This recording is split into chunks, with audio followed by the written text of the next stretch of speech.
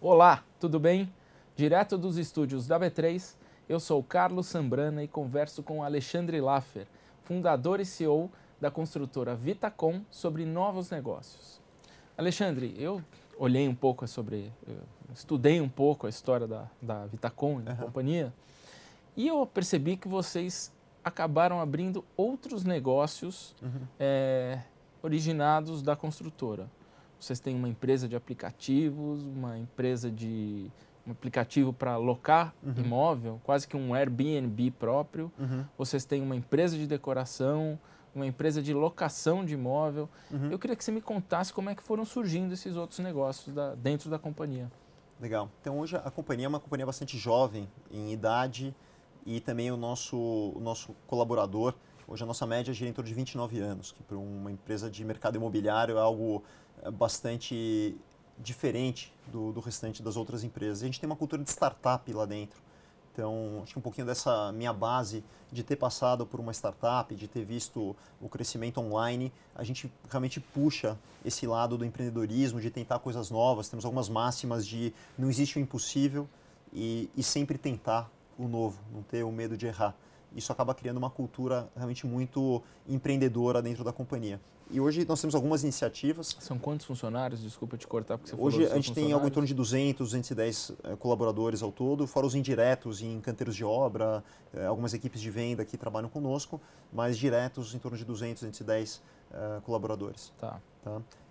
Então, esses núcleos de negócio são muito importantes para o nosso desenvolvimento e eu acredito que em breve alguns deles até devem ultrapassar a nave-mãe em termos de valor de mercado ou de importância de negócio. Então, nós temos hoje a construtora, que é própria, nós temos a equipe de vendas, nós temos Que é própria também. que é própria. Nós temos a plataforma de locação, que ela faz a distribuição dos apartamentos, ela opera os apartamentos. Então, isso é uma continuidade, acreditando em um conceito muito importante, que eu acredito numa nova forma de negócio, chamar o apartamento na nuvem. Isso é realmente, eu acho que é para onde vai o futuro. O apartamento na nuvem, os imóveis eles ficam, de certa forma, disponíveis a qualquer momento, para qualquer pessoa, e ele usa conforme a necessidade, devolve, eu pego outro e assim por diante. Então nós temos trabalhado muito nisso. Então a plataforma de distribuição hoje é o nosso grande indutor, é o operador desses apartamentos na nuvem. Então as pessoas podem usar à vontade, ele fica distribuído na web, eu acredito muito. Nós decoramos todos os apartamentos, ninguém tem trabalho hoje, Carlos, eu vejo... Imagina você pegar um pedreiro para fazer o seu piso, que você recebeu um apartamento, daí eu marco com ele no fim de semana, eu vou ter que comprar argamassa, daí ele dá o cano no fim de semana, é uma tortura. Ninguém tem mais tempo para esse tipo de coisa. Daí que surgiu a empresa de decoração. Aí surgiu a empresa de decoração, gerar simplicidade. Eu sou obcecado por simplicidade. Nas conversas, nos e-mails, na forma de agir e como eu quero a experiência do usuário. Então, entregar já a coisa pronta, sem dor de cabeça, faz muito parte da nossa cultura. Então, todos os nossos apartamentos hoje são entregues pronto para mobília. Então, ele já vem com luminária, com piso, com os acabamentos todos. Eu posso ir em qualquer empresa que vende móveis, eu trago o móvel, eu já durmo no mesmo dia, eu não preciso de mão de obra, não sei que eu queira fazer uma reforma grande, mas eu não preciso de mais nada que não mobiliar. Mas como foram surgindo esses negócios? Da necessidade, vocês nasceram como uma construtora. Como é que vocês foram percebendo que tinha espaço e era necessário criar esses outros negócios?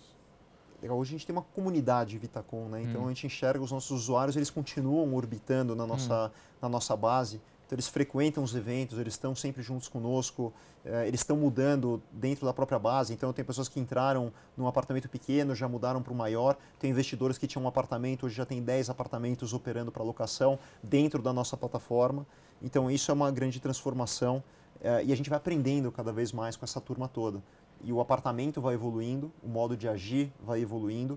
A gente ouve muito os inputs e muitas percepções também que nunca iam surgir do próprio usuário, como, por exemplo, o carro compartilhado. Acho que ninguém ia chegar para mim, eu quero um carro compartilhado. Vocês que levaram isso para eles. A gente levou. Então tem muito dessa percepção do que poderia mudar. Outro exemplo importante, a gente percebeu que todo mundo comprava online e principalmente supermercado.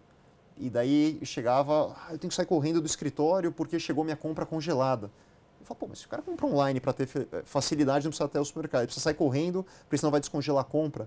Então a gente começou a fazer em todos os prédios, junto com a portaria, tem um freezer, e as coisas ficam lá armazenadas até que ele chegue em casa para poder pegar as coisas.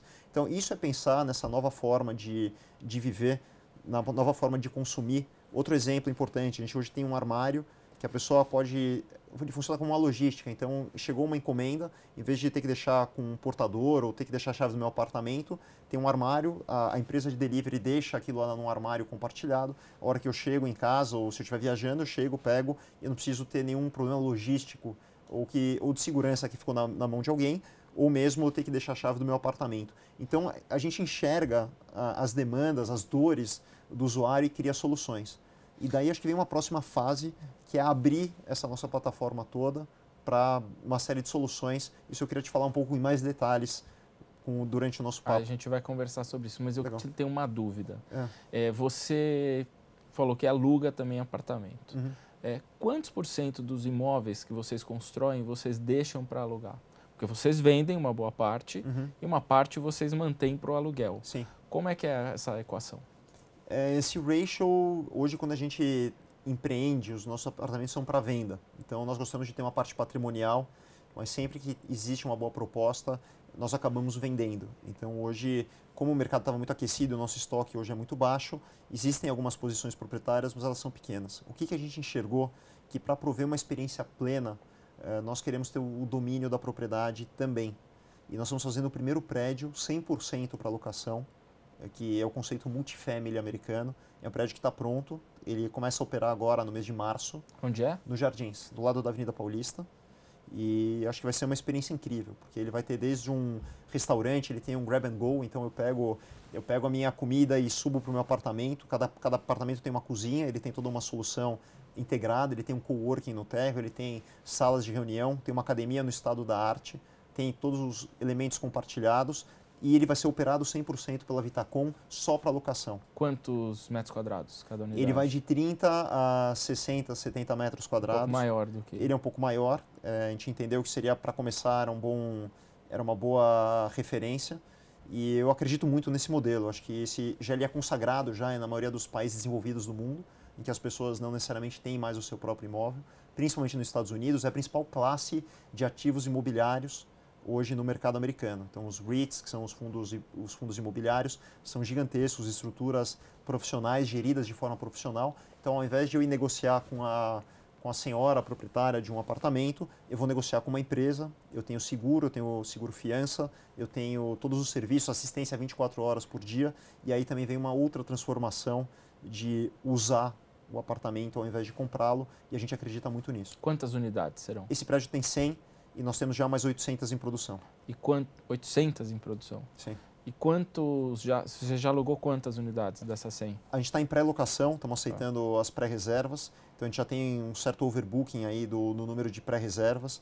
E a gente deve abrir agora, de fato, para concretização nos próximos 15 dias. Você vai oferecer um serviço meio que de hotelaria também? Até de arrumar o apartamento das pessoas? Sim, mas ele é vamos dizer, uma hotelaria bem light. Então a gente não quer onerar a propriedade e também não quer encher a paciência daquela pessoa que vai ficar na longa permanência de ter alguém entrando no apartamento dele todo dia e etc. Então existe um programa de um certo número de arrumações de serviço que a pessoa pode optar por ter ou não e de ter mais também. E ela paga conforme o uso. Então eu quero ter arrumação todos os dias, está disponível. Existe obviamente uma taxa para esse adicional, mas ele já tem toda a conectividade, ele tem TV a cabo, ele tem o coworking disponível, tem toda a parte de segurança, manutenção 24 horas. Então esse pacote todo, realmente ele é entregue já de uma forma empresarial. Tá, então deixa eu ver se eu entendi. O que você alugava até então eram as unidades que você não tinha vendido, então você colocava para alugar, onde eu entrava no aplicativo. Agora é um outro passo, agora são prédios inteiros para locação, é isso? Exato, os dois vão coexistir. Então, dentro dos outros que são pulverizados, vamos dizer assim, tem apartamentos dos meus investidores, que eu opero para eles, que hoje têm oferecido uma renda muito maior do que o CDI, então isso se torna altamente vantajoso. Quanto do CDI? Hoje a gente tem atingido 10, 11% com certa facilidade, tá? Mais IGP. Então, 10, 11 mais IGP é uma rentabilidade muito maior do que um CDI líquido na casa de... São 6,5% menos os 15%. Realmente ele é quase o dobro do que se obtém com CDI. Nós temos uma posição patrimonial nossa, dos sócios da empresa em que nós operamos, e agora a gente migra para os prédios inteiros para ter um outro tipo de experiência, mas eles continuam coexistindo, mesmo porque eu não posso estar em todos os lugares ao mesmo tempo, e é uma forma de escalar também. Você vai continuar construindo para vender também? Claro, sem dúvida. É um modelo consagrado. E essas 800 unidades vão ser aonde? São quantos prédios que vocês vão construir?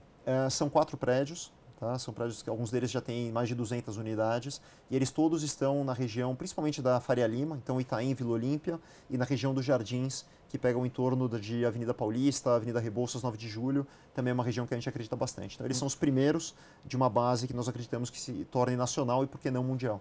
Vai ter uma marca? Vai ter uma marca que vai ser divulgada. Hoje eles estão operando sobre a bandeira VN, que é a nossa bandeira dos empreendimentos, e nós vamos criar uma bandeira específica para esses prédios para alocação. Que ainda vai ser divulgada, não? Que ainda vai ser divulgada. Mas já existe esse nome. Já existe. Não quer falar pra gente? Não, na hora certa. Na hora certa. Outra pergunta que eu tenho para te fazer é o seguinte. A empresa cresceu bastante nesses últimos anos. Conseguiu, grandes investidores entraram junto com você. Você tem pretensão de fazer um IPO? Eu diria que é algo que hoje não está... Já tivemos algumas provocações. Vou te falar que eu enxergo com bons olhos, provavelmente uma abertura de capital. Eu acho que o mercado está um pouquinho machucado com alguns IPOs ou empresas que não foram bem sucedidas na primeira leva de 2007, 2008. Então eu acredito que ainda precisa ter uma certa transformação. Assim como a gente fez com a Kitnet, que virou algo muito diferente do que era uma kitnet, acho que o mercado imobiliário precisa ter uma reinvenção grande para poder puxar uma nova captação ao mercado. Hoje existem algumas provocações de players de equity que querem fazer algum tipo de transação, algumas oportunidades de M&A. Então, obviamente, o nosso mercado, a estrutura de capitais é parruda, nós temos números grandes e objetivos grandes. Então, de alguma forma, nós vamos nos estruturar, seja com algum formato de dívida, de associação, para poder sustentar um crescimento orgânico e aí sim talvez chegar num ponto de IPO, se é que esta é a melhor solução para um player do setor imobiliário, que eu ainda tenho algumas dúvidas, mas eu ainda enxergo com bons olhos. Por que você tem dúvidas? Primeiro porque o nosso ciclo é muito diferente, né? O analista, o investidor de mercado acionário, geralmente ele quer resultados trimestrais, ele cobra um retorno, enquanto o nosso mercado ele respeita um ciclo próprio, macroeconômico. Os próprios empreendimentos eles têm ciclos que duram 5 anos, às vezes até mais, para maturarem, e atropelar pode ser, de certa forma, prejudicial. E às vezes até alguma expectativa também de mudar de mercado, de uma expansão muito acelerada, pode não ser o melhor caminho. Então, o alinhamento entre o tipo de negócio imobiliário com o investidor de bolsa, às vezes pode não estar tão casado. Então, às vezes algum tipo de fundo soberano ou algum player de equity, de private equity que tem uma cabeça um pouco mais longo prazista pode ser mais adequado. Mas assim, acho que o mercado ele vai amadurecer bastante e talvez a gente encontre o capital adequado. Ok, muito obrigado, Alexandre. Obrigado. E no próximo bloco conversaremos sobre investimentos bilionários da empresa.